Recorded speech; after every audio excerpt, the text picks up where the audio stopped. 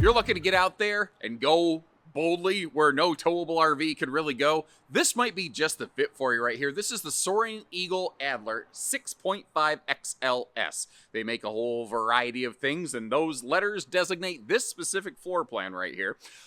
This could be really cool. Like, my uncle lives in the Smoky Mountains, and he has a truck camper, and he thought about getting a towable RV, and he went up one of those crazy mountain paths and realized that this thing ended up becoming just a dirt 2-track, and he went up the wrong path. And if he had a towable RV, he would have had to back down half a mountain. That sucks. You know, not everybody's necessarily capable of safely doing that.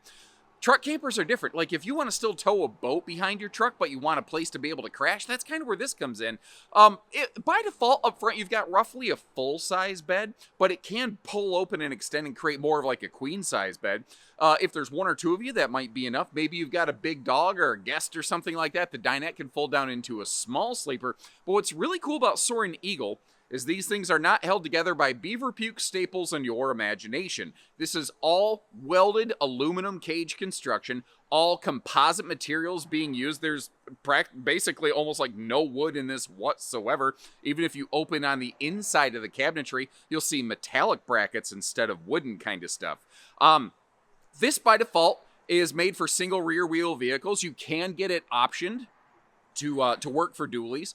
By default, if you have a 5.5 foot bed, you can either take the tailgate off or, lay it down. Most 6.5 foot beds, though, will be able to hold this with the tailgate up. And this is fun. This is different. This isn't for everybody, but I hope you appreciate that even if this won't be the most viewed thing we've ever had, we'll go out of our way to find all kinds of different stuff for you to look at today. So let us know what you think of it as we go. Now, this is a little bit different animal, and it's probably a brand that a lot of people haven't heard of, so I wanted to break my normal protocol and actually begin by just listing out the standard equipment on here. What I love about this is essentially how simple this list is. It's just basic construction features. Like, if you want one that is just the facts, man, you're like, I need something very lightweight. I'm not even worried about having an air conditioner or anything like that. Like, this can be a long-lasting, all-aluminum and composite kind of camper that, you'll be able to use and enjoy for a long period of time. If you have to store it in the barn, no big deal. But if you want it juiced up a little bit, they also have a pretty substantial list of options right here. The reason I wanted to lay this information out is because this is a little bit newer to our channel. It's not something that I think a lot of our viewers will have, a familiarity with. And I'm still kind of learning these myself, being just totally straight with you here. I wanted you to be able to understand and discern what we see on screen today, what is standard versus what is optional, and what other options do you have available. Now, this company makes a whole variety of floor plans. Today, we're getting into one. Let's go. So getting started, I'd be kind of curious, your first impressions. I like how the graphics are minimal, but I like that eagle. I don't know. Maybe that's just the American boy in me. Something about eagles and stars that just kind of gets my goat a little bit here. Now, carpet, wood, those things, you're really not going to see those things in here. One of the only things that could really be water damaged in the RV would be like your tabletop or your mattress, because beyond that, pretty much everything is like aluminum and or composite construction. And keep in mind, as we go through this video today, we will see several optional pieces of equipment, with the long list of options that are available on this, and with the regional preferences some people have. Some places you might not even see the air conditioner equipped on it. Some places like this, obviously you will. It just depends. And if you're like, yeah, but I want mine built a little bit differently, give our team a call, and we can always, spec one out, quote one out for you, see what works here. But for the most part, it's going to be pretty straightforward things we can see. The converter location, I actually really like this, how it's not all the way down next to the floor. So if you do need to change out a fuse, it's actually really easy to access. All of our light switches, our battery disconnect, basically all of the switches right by the door, I think is kind of a smart thing. One thing I did notice is no privacy shade in the door. Instead, you have this big window here, which I'm sure lets in a lot of light, but it also means not necessarily the most private equation. So essentially, if you're camping in the woods, Bigfoot's going to be able to watch you take a nap. Now, with a lot of truck campers, everything does two things, and that's certainly no exception here. Like, that's a storage box down there. The dinette can be a sleeper. The bed opens up into a larger sleeper. first, I kind of wanted to just give you a sort of once-over, and then we're going to go back through in more detail. The pleated pull-down shades, I could see some folks not necessarily preferring those. Although, if you notice, this RV really does give us excellent airflow, like cross breeze coverage. First of all, you have that big vent fan up in the ceiling above the bed and living area. Secondly, over here in the kitchen, you've got more of those cross breeze airflow windows. And now the kitchen kind of gives you some opportunities. Pardon the shoddy camera work. I'm trying to slide into this dinette because I don't like to use a fisheye wide-angle camera lens. Over here on the right, this is a portable electric cooktop. Now, it actually has little feet that can be attached to it, but I left my Leatherman pocket multi-tool at home, so I didn't have the ability to screw the feet on sitting here real fast. This is interesting. I don't know that I've ever seen kitchen sink prep before, but that's exactly what we're looking at. And obviously that's the sink thing in the box. We can get that slapped on for a customer if they are so inclined. This is also a tiny 12-volt fridge over here. And I thought it was really interesting. If you look up top, you actually see where there's, as a kid we grew up, we called it like a cigarette lighter. Or is that USB? Hold on, I'm sorry. I had to slide out of the dinette there and it was getting... Okay, USB. Why would we have USB plugs all the way up here? Somebody help me understand something I am not understanding. Now that I got you around the corner a little bit, though, let me get you down here.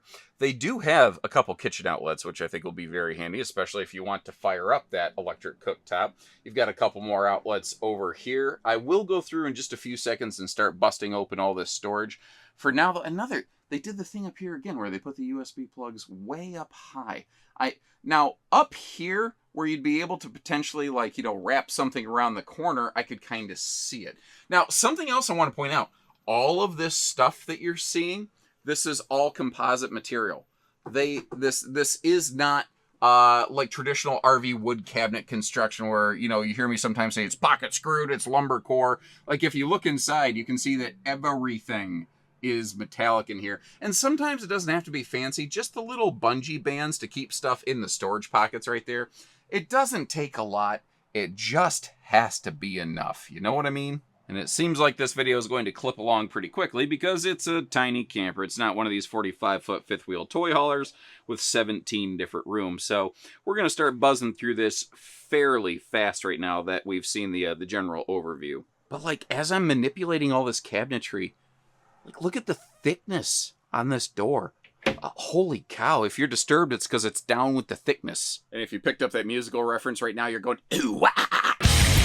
We look under the skin of something. That's really been my experience. That's how you really learn what they're about. You see how that rubberized coin flooring persists all the way through.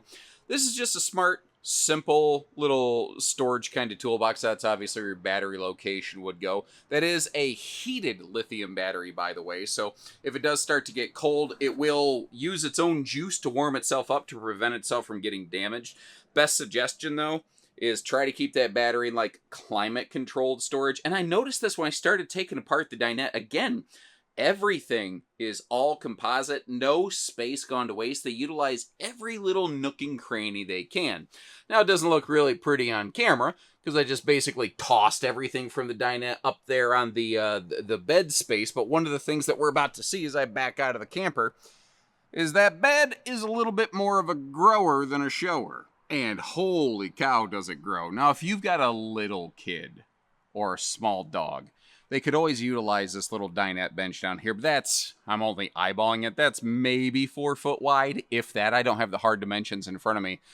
And I don't use a fisheye wide-angle lens, but that's exactly what it would take to try to get this entire bed space on camera all at once. This is perhaps the largest single flat sleeper space I think I have ever personally seen in a camper. That might actually be a real king sleeper. Leave it to the smallest camper I've ever seen to give us the biggest bed. And nothing says you have to slide it open. If there's just one of you or just two of you and you're okay with... I'll say that if there's two of you sleeping in that front bed, you better know each other biblically, because if not, after that first night of, you know, spending time together in many third world countries, you would have become effectively legally married. Now this 12-volt fridge over here, it's 3.3 cubic foot.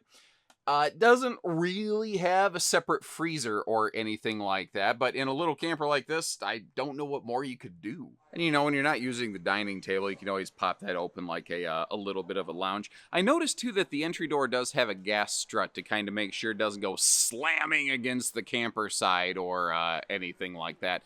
As we slide back here, take another look at the base weights and measures. Keep in mind the options can change you know, the weights that we're looking at here. Any individual option doesn't tend to add a lot of weight to it, but you add up enough of them and you can have yourself, well, I mean, you can change your equation effectively.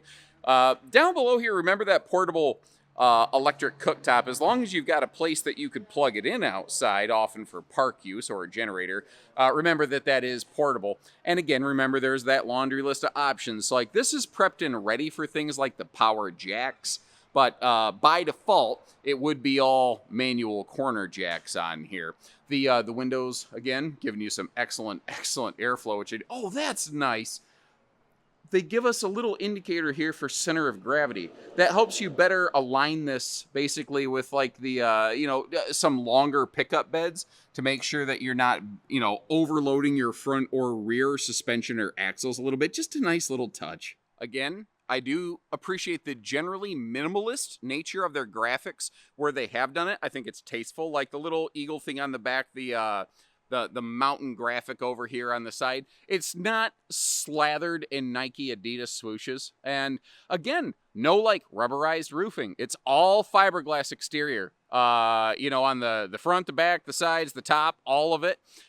Even the roof, again, no rubberized material, TPO, EPDM, anything like that. All aluminum structure, composite paneling on the external and interior walls. And again, it is fully insulated. And I know that sounds like such a stupid thing to talk about, but there are some truck campers out there that literally don't have a floor. What they depend on is the truck bed itself becoming the truck camper floor when you get in it. So it is a fully enclosed RV. That adds a little weight, that adds a little cost, but I think it also adds a little bit peace of mind knowing that it's a little bit better closed up. So there you go. Obviously not my biggest, longest video. And again, I don't make these videos with the hope of like every video giving you the most views. My goal is to help educate you as someone who is potentially considering spending a lot of money. And if you appreciate the differentiation there, maybe drop a little like on the video, say, hey, thanks, nerd. Also, if you're curious or serious about the general price tag on one of these, double check the links down in the video description. You're one click away from seeing where we have these, which, by the way, we are working on carrying these at quite a few of our Bish's locations because we have not had a lot of truck camper coverage, and we like the idea of how these Soaring Eagles are built. They're not the least expensive camper. You know, they're not the least expensive sliding truck camper, pickup camper, whatever you call them in your neck of the woods. Like out west, they just call them campers, you know. But I like the all composite. I like the all aluminum. I like that I can kind of build it my way. We don't have a lot of that in the industry anymore. So, I don't know. Not for everybody, but I can see the appeal. When you're ready, we're ready. And until next time, take care, stay safe, have fun, and happy camping, everyone.